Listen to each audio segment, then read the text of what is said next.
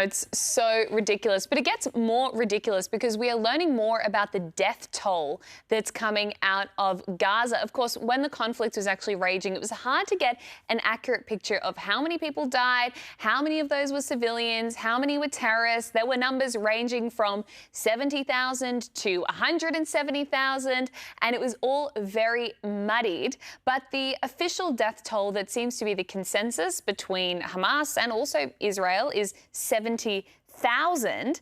But now here is Trump revealing the number of terrorists, of Hamas fighters that Israel killed.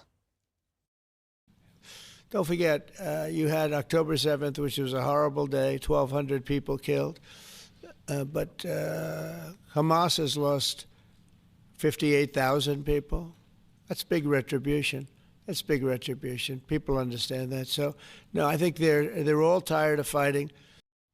So 58,000 out of the 70,000 casualties, that is the consensus number, were actually terrorists. That makes this conflict one of the best combatant to civilian ratios ever in the history of modern warfare. And then you add in the fact that Gaza is basically one massive fortified city with underground tunnels larger than the London Tube network. I mean, these terrorists were so embedded in the infrastructure. The fact that 80% of everyone who died was actually terrorists, I mean, it just adds to the absurdity. Why is council still obsessed with Palestine when we now know that the vast majority of those who died were terrorists? Well, adds to the absurdity of people chanting genocide every Sunday at Hyde Park and other places around the country.